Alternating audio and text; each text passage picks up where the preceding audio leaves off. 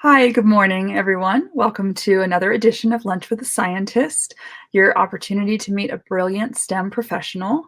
Today, we're going to meet David Dimitrie. He's a PhD candidate at Case Western University in Cleveland, Ohio, and he's an amphibian ecologist. So he's going to talk to us about what that means today. David holds a Bachelor's of Science from Michigan State University and a Master's of Science from Southern University.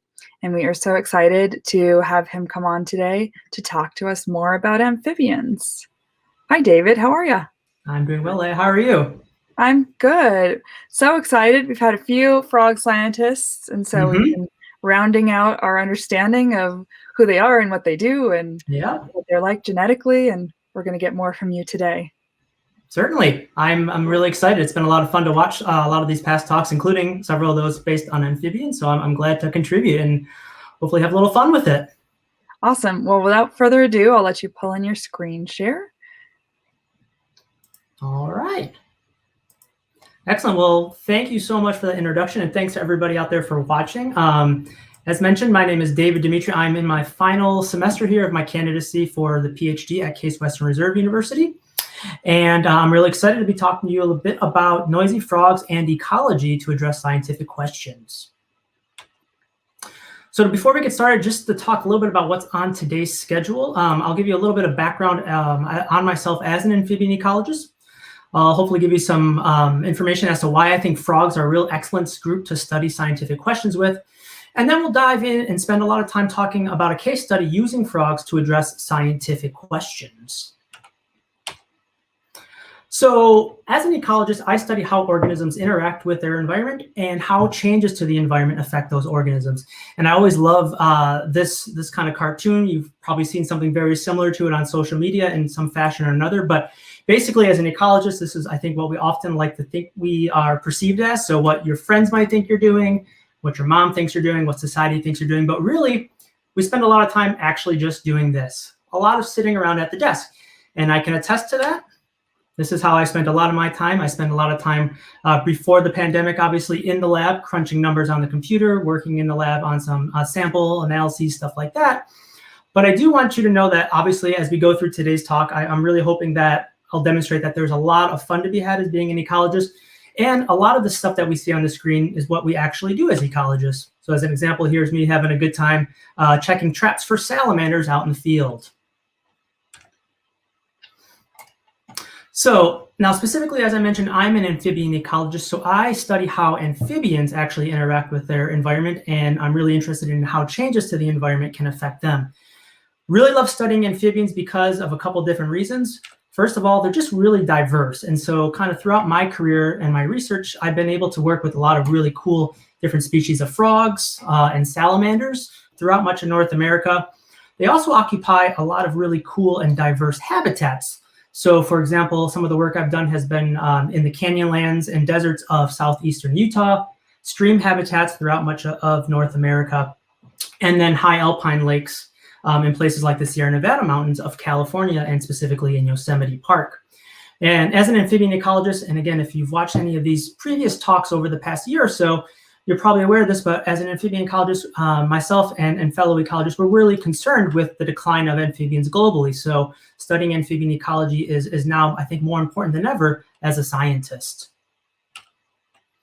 So for me, the research that I'm really focused on centers around this one main question of how do the ways we use the environment around us affect amphibians? And I like to think that this research occurs kind of at the intersection of three big areas of the type of work that I do.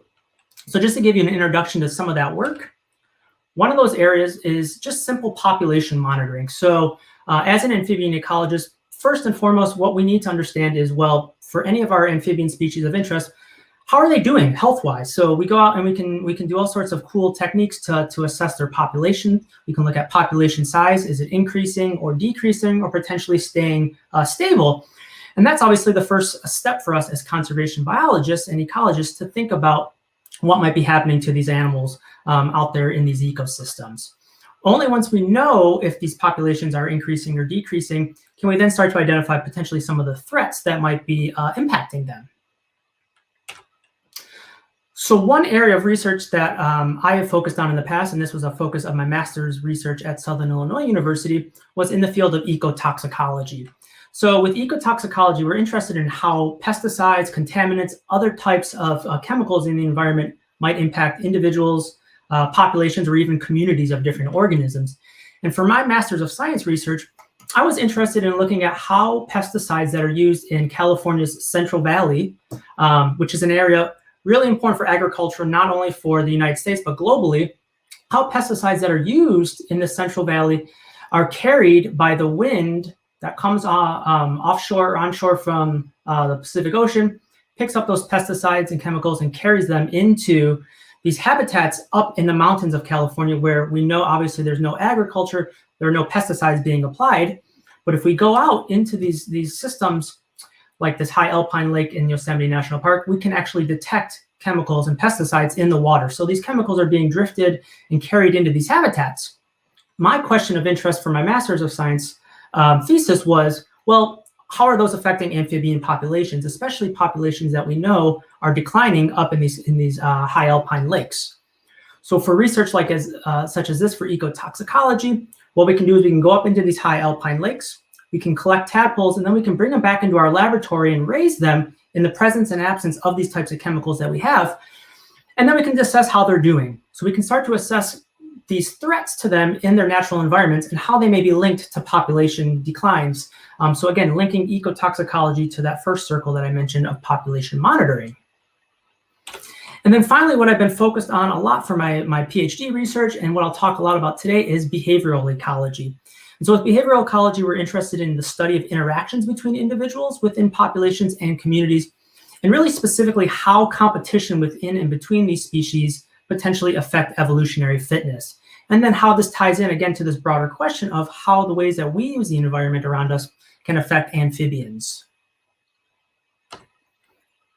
So to dive into some of that research for today, I'll target a little bit of what my PhD dissertation has been on, and that has looked at how the characteristics of created habitats on the landscape affect frog breeding behavior. Now for me, a lot of my research has been focused on this species here, the eastern gray tree frog. This is a really common frog we have here in eastern North America. And they're great to use because they are really a model frog species that kind of typify a lot of the ecology and a lot of just the general traits that you think of when you think of a frog. So for example, they have this very characteristic biphasic life cycle. You know, most of the time we think of frogs, we'll think of them in this adult terrestrial stage where we might see them out in the woods, out in fields and habitats such as that. But of course, we know that many will start as tadpoles, such as this, that will develop in their aquatic habitat, go through metamorphosis, and then become these adult frogs that we think of most typically. Now, of course, there's an intermediate step between that where we have mating. So the mating system of frogs where adult frogs are going to pair up and breed and ultimately lead to these offspring. It's another really important part of this biphasic life cycle that I'm interested in. And as a whole, I think why frogs especially are really interesting to look at is because they have the potential for these carryover effects. So because of this type of life cycle that they have, there's the potential for effects that they experience in one part of their life cycle to affect another stage of that life cycle. So you can think of it as, for example, a suite of tadpoles here developing in a pond. The characteristics of that pond are really going to be important for what those tadpoles turn into as adult frogs.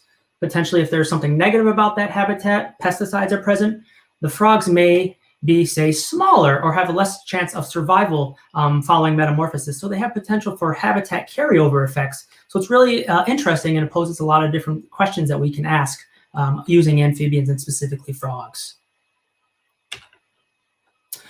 Now, one aspect of the eastern gray tree frog, especially that I'm really interested in, is this idea of their mating system. So typically what we have are males in this system, and around May, June, and July here in Ohio, they come out to breed. So males will emerge from the forested habitat surrounding a pond. They'll move to their pond for breeding, and then a male will set up a location to call. So he's going to call to try to attract a female. And just to give you an example of what that call would sound like,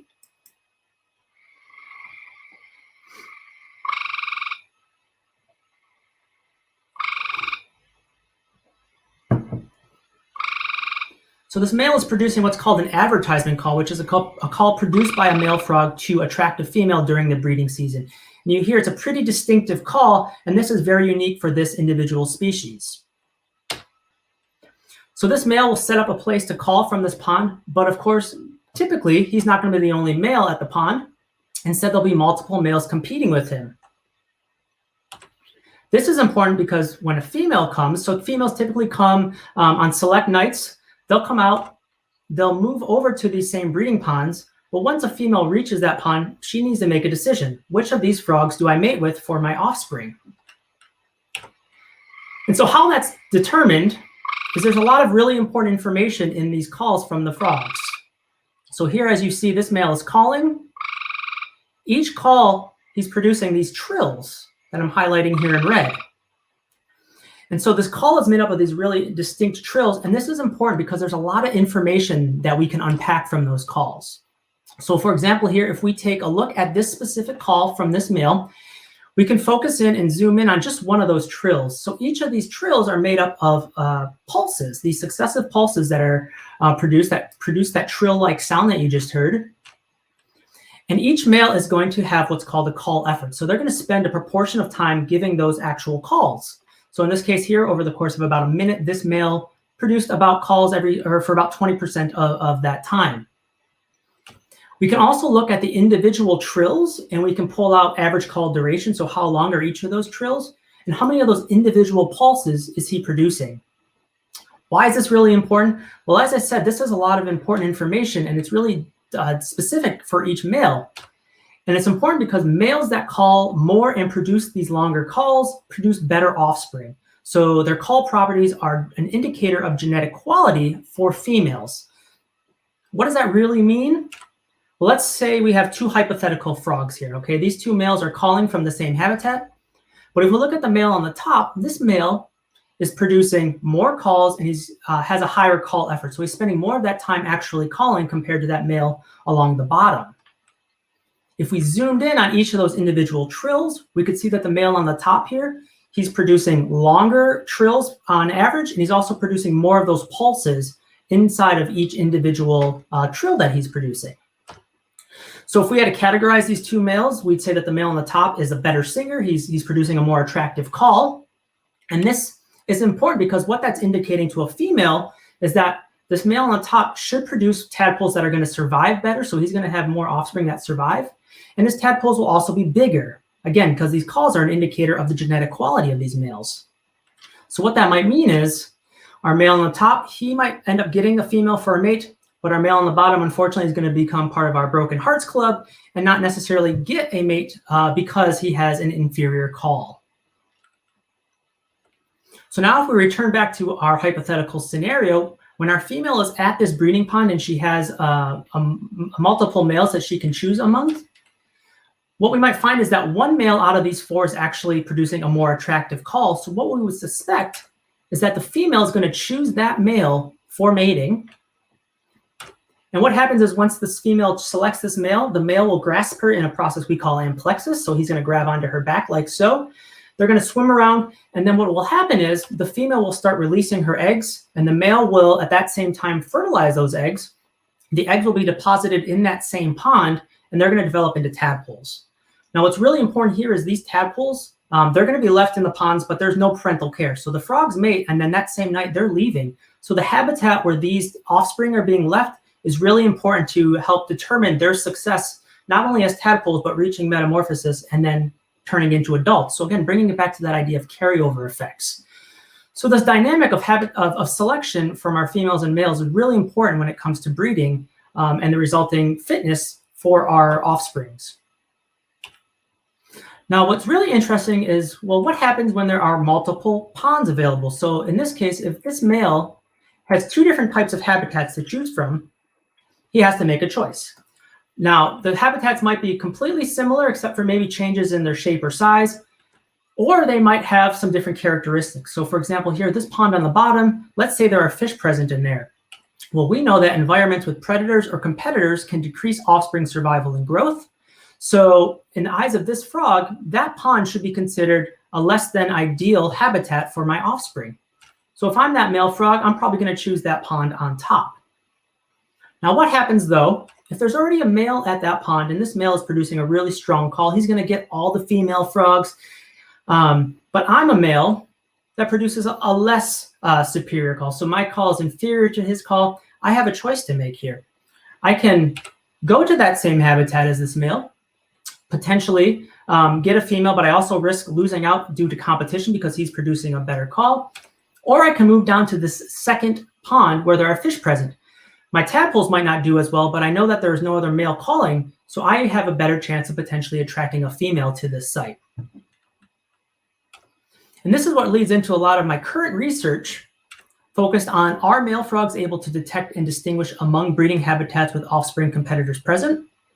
And then, do more attractive males use habitats without competitors present more than less attractive males? Now, before I get into some specifics of those questions, I want to introduce the cattle tank, which is what I like to call an amphibian ecologist's best friend. So here, these cattle tanks, if you've ever been out anywhere where there are cattle, you've probably seen these before, but these are just really big pools that are put out for cattle to get water access. They're about 1,000 liter in size, but they're really amazing for us as amphibian ecologists because we can put them out on the landscape basically as our own aquatic habitats. And then we can use these to address scientific questions by, for example, manipulating the biotic and abiotic properties of those. We can place them in all sorts of various arrangements on the landscape, so close together, far apart, and ask different questions. And then we can also study different stages of the amphibian life cycle, and again, potentially look for those carryover effects, so from tadpoles to terrestrial adult frogs. And of course, the possibilities really are endless for the types of questions we can think of when we think of amphibian ecology. And here, I wanted to highlight, this is actually an example of one of our tree frogs during the day using one of our ponds. So you get a sense as to how small those frogs are in comparison to these very large tanks. But here's just an example of them using one. So a lot of the research I do is at the Case Western Reserve University farm here in Northeast Ohio, just outside of Cleveland. And I put this aerial shot up just because I want to highlight, down here, there are 10 of these mesocosms that we've placed out. And what you can see is there's all sorts of different questions that we could potentially ask based on the placement of these. So here we have a natural breeding pond where we know gray tree frogs use every summer. We can look at how the placement of these ponds in relation to the forested habitat might affect different questions about amphibian ecology. But then we can also see, well, here's a residential area. There's actually a pool in the ground here, a tennis court. So you can place these tanks out in all sorts of cool little arrangements and ask different types of questions, again, related to amphibian ecology based on where you place them out on the landscape. For me specifically, though, let's get back to the questions that I was interested in looking at. So first, are male frogs able to detect and distinguish among breeding habitats with offspring competitors present? So for my research, I've been focused on two potential competitors for our gray tree frogs, so the green frog and the American bullfrog. Now, these are both frog species that occur also here in Northeast Ohio, but what I'm really interested in are the tadpoles, so our green frog tadpoles and our bullfrog tadpoles, because they can occur potentially in the same types of habitats that our tree frogs use for breeding. So they can serve as potential competitors for tadpoles of the gray tree frog. So what I'm able to do with my mesocosm tanks, those cattle tanks, is set them up and fill them either with no tadpoles present or with either of these two competitors. So I can put green frog tadpoles or bullfrog tadpoles in them. And then just as one basic step for any of my questions I want to address is, well, I can put tadpoles in them of our tree frogs and just see how well do tadpoles in the presence or absence of these competitors survive and grow, so that we can start to link their performance to the performance and the behavior of our male tree frogs. So first and foremost, just to ask, do green frog and bullfrog tadpoles negatively affect tree frog tadpoles? So here are two figures. One on the y-axis here, you see body mass. So this is the actual mass of our tadpoles. And this is snout vent length on the y-axis here. And what you see is, obviously, if we put up our predictions, these are just prediction dots. What we predict is that if these potential competitors, green frogs and bullfrogs, are negatively impacting our tadpoles, we would expect to see that body mass as well as actual body length are going to be higher or larger in those tanks without any competitors present. And when we run this study, what we see is that is actually what happens. So tadpoles that are raised in the absence of either of these competitors, they're growing larger in terms of body mass compared to those those tank types that don't have any competitors present in them, or that have both competitors present in, I'm sorry. And then secondarily, we can also look at body size in terms of length, and we see a similar result. So those tadpoles who are raised in the absence of either of these competitors are, again, larger than those that are raised in the presence. So what this tells us is the presence of these competitors negatively affects tadpoles by reducing their growth. And this is really important because slower development and smaller size as tadpoles means that an animal is less likely to reach metamorphosis. And then as an adult, they're less likely to reach maturity and contribute to the population. So do green frog and bullfrog tadpoles negatively affect them? Yes, they do. So this is really important because competitors negatively affect tadpoles, but are male frogs able to detect and distinguish among these breeding habitats with offspring competitors present? Because if I'm a male frog, obviously I want to put my offspring in a place that's going to have or provide them with the best opportunity to survive. To look at this a little more closely, what I've done is I've set up a choice experiment out in the field using our cattle tanks, where I've placed these tanks in 2 fields surrounding 2 of our natural breeding ponds. So we know that male tree frogs will use these ponds. During the summer season, when they're coming in to use these ponds, they also have a choice amongst these different types of habitats I've placed out for them. Each of these habitats are again characterized by either no competitors present, those in blue are with green frog tadpoles present, and those with orange have bullfrog tadpoles present in them. So a male frog has a choice when he's coming out to decide where he wants to call from to potentially attract a female. We just leave these tanks out all summer long, so from May to about the middle of July. Each night I'd go out, I would quantify which tanks had males calling from them, and then the next morning I can also go out and look for eggs, so I can see how many of these tanks are actually being used by males and females for breeding. And I just want to give a big thank you to one of our undergraduate researchers here. This is Nadia Barbo, who has graduated from Case Western Reserve University, but she was really instrumental in helping me collect those eggs and also count them as part of this project. And so here's just an example of a couple frogs using our tanks. So here's our male that we saw earlier on calling from one of our tanks. This will give you a sense for the difference in their calls too.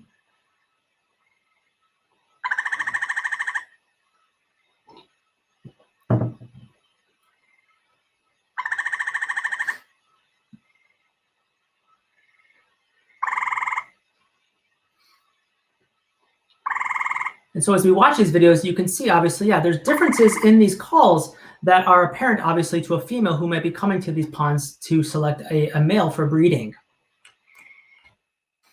So in addition, obviously, as I mentioned, the next morning we go out and we're able to find where these eggs are. So this is what we might see out there. We might see some eggs that were deposited the night prior. We can collect those eggs, place them in a bin such as this with a grid underneath. We take a picture, and then later on back in the lab on the computer, we can go through and count and assess how many eggs were actually laid in each of those ponds. So to first look at our question of are male frogs able to detect and distinguish among breeding habitats with offspring competitors present? We can look at 2 different things here. So first we're going to look at, here on the y-axis, the proportion of nights that are used by males. So if we just look first at those tanks that did not have any competitors present, this black bar indicates nights when at least one male used one of those tanks. So on almost every night of the season, we have males using those tanks without any competitors present. In comparison, only on about half of the nights do we see males using those tanks that have green frogs or bullfrog tadpoles in them.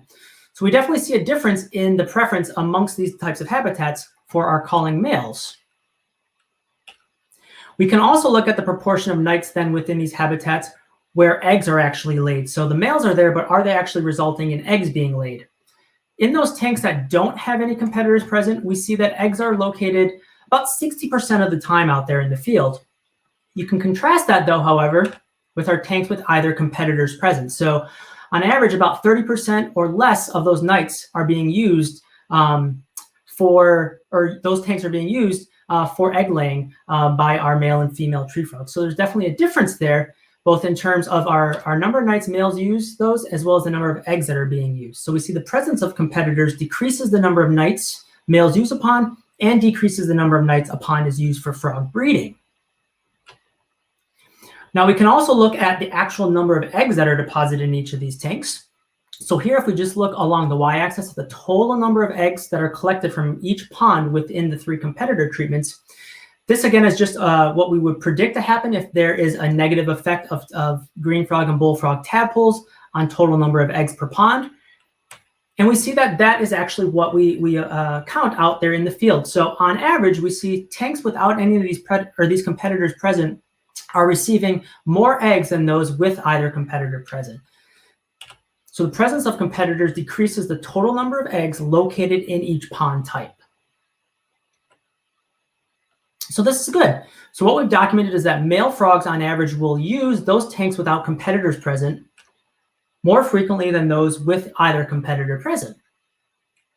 So yes, male frogs are able to detect and distinguish among breeding habitats with offspring competitors present. But we also want to know, do more attractive males use habitats without competitors present more than less attractive males? So if we were to go out there and actually look at the calls of these males in the tanks that don't have any competitors present, are they better in terms of quality than the calls in either of our 2 competitor treatments?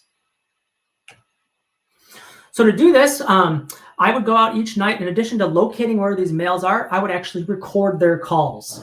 And so I actually have an example here of the recording system that we use. So it's just a very basic field recorder and a shotgun microphone. And these are really awesome because I can point these directly at our frog of interest and get those data that I need to actually quantify his call quality.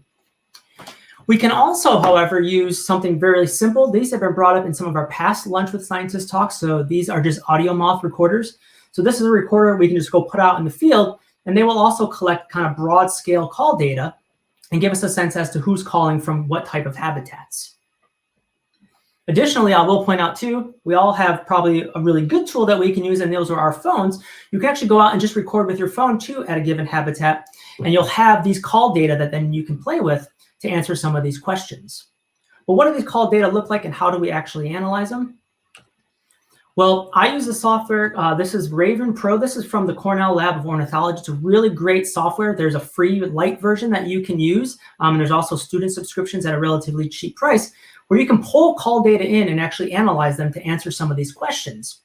So what I would do is for each of those males I'd go out and record on any given night, I can go ahead and quantify that call effort, so the proportion of time he spends calling. I can also zoom in on each of those individual trills that he's producing. And then I can take a look at average call duration, as well as the number of pulses per call. So in this case here, he's producing, on average, we'd say 12 pulses per call. So this gives me a sense as to how attractive he may be to a female based on these metrics. So if we look at those 3 metrics, we plot them across our 3 different competitor treatments, we can look for some interesting trends. So first of all, if we look at number of pulses per call, you'll see along the y-axis, I have this body mass adjusted. Basically, the body size of a frog influences the number of pulses he creates. So we statistically account for that before we run these analyses. So I don't want you to get bogged down by those details. What I most want you to understand is that those males with higher values here are producing more attractive calls and should, in theory, be attracting better or having better chances of attracting a female for mating. Prediction would say that if more attractive males are using these habitats without competitors present, we'd see something like this, where our mean values in those tanks without competitors are higher than those in our green frog and bullfrog tanks. But interesting, what we see here is that there is no difference. So there's a lot of variation within each of our 3 treatments. So you see each of these dots, that's an individual male that I recorded on an individual night. So within each type of treatment, some males are better than others. But if we look at the median values here presented, there's no difference among the 3 treatments. We can also look at this for the average call duration. So for each of those individual trills, if we look at average call duration, in this case here, it's been temperature adjusted. Again, same thing. You don't need to necessarily worry about the values here. What's important is that a higher value indicates a better call and a more likelihood of attracting a female. And what we see here is, again, a similar result where there's a lot of variation within each of our treatments, but there's no difference. And finally, if we look at call effort, so the proportion of time that a male will spend calling, we see a similar result. So no differences amongst our 3 treatments. So if we look at our question of do more attractive males use habitats without competitors present more than less attractive males, we can answer this by saying no, more attractive and less attractive males use the 3 habitat types similarly. So what have we learned from this research?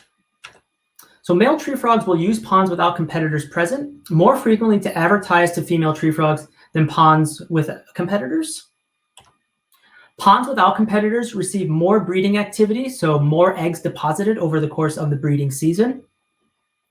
And male tree frogs do not exhibit differences in call characteristics when calling among the 3 pond communities. So that is, more attractive and less attractive males use the those 3 habitats similarly. Why is this important? For me, it all gets back to this bigger question of how do the ways we use the environment around us affect amphibians? What I'm really interested in is when we create habitats, what's that going to really do for our amphibians? So beyond increasing our basic knowledge on habitat selection behavior in frogs, this type of research can really help inform land management and conservation decisions. So as an example here, if we create or restore a habitat on a construction site such as this, what are the characteristics that we need to attract frogs to come back and use that type of habitat? So understanding the factors that facilitate amphibian use of created or restored habitats can really aid in conservation goals. It's also important because this type of research can help us avoid creating what we call ecological traps. So an ecological trap is a scenario where rapid environmental change leads organisms to prefer to settle in poor quality habitats. What do I mean by that? Well, if we return to our hypothetical example where we have a male frog here who's choosing between 2 types of habitats, we may see that over time, the habitat on the right is just preferred. So males are typically going to go to that habitat. They're going to mate with females. Offspring are going to be successful there. They're going to get out and the cycle will repeat itself. But what happens if over time something changes in the environment? Potentially pesticides or some other aspect of water quality for that pond decreases. And in this scenario, tadpoles are no longer able to survive in that habitat. But what if something about that habitat still attracts males to it? What we end up have here is an ecological trap scenario. Over time, if we were to look at this population, we might see a decline. So if we were to look hypothetically, say starting this year in 2021, over the next couple of years, and if we looked at a population size, say of 100 frogs at the beginning of our study, if this ecological trap scenario played out, what we might expect to happen is over time, the population would decrease all the way down to potentially extinction at a population size of 0, because males are continually going to this habitat, but the offspring are not surviving. So understanding the characteristics of these habitats, what's attracting males and females to use them, and then how those have carryover effects for tadpole performance really ties back into the idea of population monitoring that I brought in at the beginning of the talk, and more importantly to this bigger question of how the ways we use the environment around us affect amphibians. And so with that, I just want to give a big thank you to some folks. So Mike Bernard, my PhD advisor here at Case Western Reserve University. Nadia Barbo, who I had up on the screen earlier, was instrumental for collecting some of those those eggs for the tree frogs and then also counting them back in the lab for us. Hillary Rollins and Troy Neptune, members of our Bernard lab here at Case Western Reserve University, were really instrumental as well in setting up and helping me run this project. Our staff at the Case Western Reserve University farm help us a lot with getting these big cattle tanks set out in place. So big thanks to them. And then funding, which came from our Case Western Reserve University Ogilvy Funds Small Grants Program. And a big thank you to all of you for watching. That's great, David. Thank you very much. You are very welcome. So I've got a couple questions. Yeah. I thought your presentation was fascinating. We learned so much about how frogs interact with one another and more about their breeding. I wonder, just as a general question to jump off, why did you choose the eastern gray tree frog to do your research? So great question. So a couple of reasons. First, as mentioned, they're very common for us here, so that we know that we can use them. This idea of a prolonged breeding season. So I mentioned they breed from around May to July here is really important because it allows these males an opportunity to establish these calling locations and for females to make these choices. In some of our frog species here, they have what's called scramble competition. So their breeding happens in a really short amount of time. For example, here, we've finally been getting some warm spring rains, so wood frogs and spring peepers, those are some of our early spring breeders that come out here. Wood frogs, for example, their breeding happens in just a couple nights. So the calls of the males are really important, but there's a scramble competition where males are really vying for females within a pond, and it's less likely that their call characteristics are driving female choice. So that's one reason to use a species like the eastern gray tree frog. Another reason is, logistically, our tanks that I put up there, they're tree frogs, they can climb up and get into them. But our competitors like the bullfrog and the green frog, as adults, they can't climb in. So we can again control that environment a little bit better, where we know that a tree frog such as this species can make it in and use the habitats, but other animals and other species might not be able to. Mm-hmm. Yeah. I also wondered if there was any element to the fact that the eastern gray tree frog is so prevalent, if that could help inform further research of other species that are declining or not so prevalent. Yeah, it certainly could. And I think when it gets back to these ideas that I brought up towards the end there briefly about, say, ecological traps, if we have other species that are declining, this may certainly be a reason why. We know that we create these ecological traps where there's this disconnect between adult preferences and offspring performance. So if we can better understand that, it's going to go a long way for especially species that are in decline, for coming up with better conservation priorities for them and some actionable items that we can do. And as I mentioned, for me, it's really thinking bigger picture about when we're thinking about creating habitats or restoring habitats, how do these types of data and these types of studies help us to inform those decisions that we're going to make? Mm-hmm. Mm-hmm. So thinking about those habitats that you're recreating, or maybe even the habitats that already exist, I wondered what kind of environmental factors besides population of other species contribute to the best success for tadpole hatching? And are the adult frogs sensitive to these factors when they're looking for a place to lay their eggs? Yes, good question. So first of all, other factors that contribute to them. So a big one is hydro period. So just how long is the water available? And that ties in actually this abiotic idea of water availability with some of the biotic conditions like competitors. Tree frogs, they'll use permanent ponds, but they'll also use these ponds that'll just dry up every year. And that's really helpful because it doesn't allow species like fish or bullfrogs or green frogs in some cases to survive, because obviously fish, they're going to stay in the water year round. Our tadpoles, for the bullfrogs and the green frogs, they most of the time will overwinter, so they need water throughout the entire year. So hydro period can really play a big role when you think about an abiotic characteristic like that. So that's just one potential thing. And there have been studies that have looked at that. So for example, with the eastern gray tree frog, getting back to your first question, another reason they're really good to use for this system or for these types of questions is they've been studied pretty well. So we know a lot about how their call characteristics attract females, but we also are learning a lot about how these different types of competitors as well as abiotic conditions influence their breeding behavior.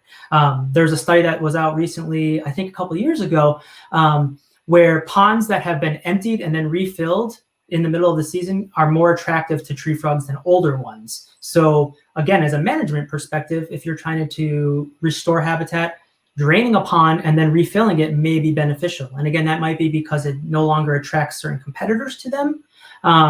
It may just be changing something about the water quality, dissolved oxygen, the amount of algae as a food source that's available to them. So there's a lot of different things at play that potentially interact. And amphibian ecology, I think that's what's so awesome about it, is there are so many potential interactions between these biotic and abiotic characteristics that, as I mentioned with the mesocosm slide there with the tanks, the possibilities are really endless for the types of questions we can ask and the applied standpoint of those questions and how they can really apply to conservation actions. Mm-hmm. Fascinating. It sounds like frogs are very sensitive little creatures. They sure are. They've been called the canary in the coal mine, and that's really why, I think, because they are, and they're usually a good bellwether as to what's going on in the environment around us. And that's, for me, one of the reasons I've always been attracted to using them as a study organism, is because they are sensitive to the environment. They're usually a good early sign to us as to if environmental health is declining in a given area. Interesting. So moving towards these actual breeding ponds, I wonder, we talked a lot about why the frogs might choose a certain pond. Obviously, they're choosing ponds with the least competition. But there are some frogs that are forced to choose ponds with competition. Do we have any data or understanding of why certain frogs end up choosing the ponds with competition? Yeah, so one thing that I didn't touch on with my research, but that's common in the eastern gray tree frog and other species, is a less attractive frog may choose to go to a pond that has more attractive males, and they exhibit what's called a satellite behavior. So I may be a male that goes to a pond. I know I don't have a really good call, but I'll sit silently and I'll try to sneak in on a female as she's coming to a more attractive male. So that's a common a thing we see in many species of frog. And I know that happens in our eastern gray tree frogs.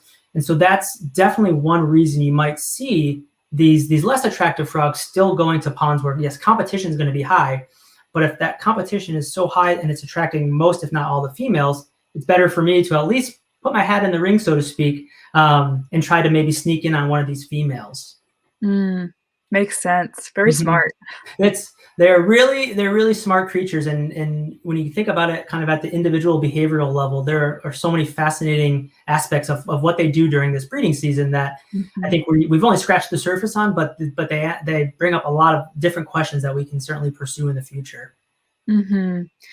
So outside of the calling behavior, I hear that there's some mimicry going on, but how else do frogs communicate with one another? So frogs, so they'll have advertisement calls, as we've talked about today. I will tell you, so males actually give encounter calls between one another, or aggression calls. So males will actually, when they're in close proximity, will give calls to one another, basically telling you to back off. This is my territory. So we see that. They also give release calls. So we often see a male frog, especially in the scramble competition, like I talked about, where we have a lot of breeding happening in, say, one night. Males will clasp onto other males, and the males will give a release call, basically saying, "I'm not a female. Get off. Go find somebody else." So they have communication in that regard. The tree frogs, we also have them. Oftentimes, they'll be calling from in the trees. So when they're not at a breeding pond, whether that's during the breeding season or even in the fall when they've moved back to where they're going to potentially overwinter, we hear them calling from the trees, and we suspect that that's some kind of territory behavior. So they're trying to establish a territory to potentially notify other male frogs that this is my tree, this is the cavity where I'm going to maybe overwinter. So stay back. So they have communication both at the breeding ponds, but we also hear that outside, kind of in their terrestrial adult environment. Interesting. Well, there's so much we could say about frogs. As you know, there are so many talks about all different aspects of frogs. I want to leave off, David, with some inspiration for the students watching. And my first question is, if someone knows they kind of want to pursue a path similar to yours and go into studying frogs, what would you recommend for them as far as education? So I would recommend, kind of first and foremost, if you're still in high school, it's not too early to start thinking about this stuff. What I recommend a lot of students who are interested in this type of research, as a high school student, you could become a citizen scientist. So a lot of work is done by citizen scientists, where we have folks who go out to breeding ponds every year and they just listen for frogs. You don't even have to record them, but you're listening and you're scoring frogs. Basically how many frogs are calling, what species are calling, and we use the citizen scientist data kind of on a big picture level to identify where frogs are calling each year and if populations are potentially declining. And that's all just based on going out a couple nights throughout the summer, listening for frogs, and then there are really cool resources available online where you can put those data in, and then scientists like myself and others can use those data. So you can get started really early. But what I would recommend is pursue a degree in the environmental sciences, ecology or zoology, like I did, where you're actually able to work on the ground with animals. And don't be afraid to contact folks, whether you are still in high school or if you're starting your time as an undergraduate degree seeker. Contact professors who are doing research in your area. Just get out there and look online and find folks who are doing really interesting stuff. I think all professors, all researchers are always really eager to hear from folks who are interested in their work. And there are often volunteer opportunities that can get your foot in the door. And I think it's really important to get your foot in the door and to test this out, see if this is what you like. There's a lot of aspects, obviously, for amphibian ecology that I've done. I'm sometimes in the field, I'm sometimes in the lab. I like being out in the field more than in the lab, but some people might like being in the lab more than others. And so there are a lot of questions and things you can do. So get comfortable potentially in both those settings too, and decide if you want to pursue something as a field biologist studying amphibian ecology, or potentially something more lab-based. Mm-hmm. And what about for the student who is interested in science but doesn't know specifically what area to go into? What would you recommend for those kids? So kind of the same thing, but obviously have a broad reach. Contact folks who are doing stuff in your local neighborhood. So like, for example, here in Cleveland, we have a really strong metro park system that have all sorts of naturalists and biologists working for them. I would recommend, if you have a local park nearby, reaching out to them and seeing, do you have biologists studying different types of things? Or maybe you have chemists who are doing water quality work in your local parks. Kind of contacting folks and again, getting your foot kind of in different little spots related to science is a good way to see what you like, but also keeping it kind of local. Especially as a young student and you still have a lot of time to decide what you want to do, I think that's the best opportunity to really dabble in a lot of different things. And I think finding local biologists, local chemists, other natural resource managers in your neighborhood who would be willing to take on volunteers or just chat about career opportunities is really a great first step for then deciding which path you may want to go down. Great. Well, excellent advice from a career professional. Thank you, David, so much for telling us more about frogs and for sharing your wisdom today. It's been a pleasure. Thanks so much for having me.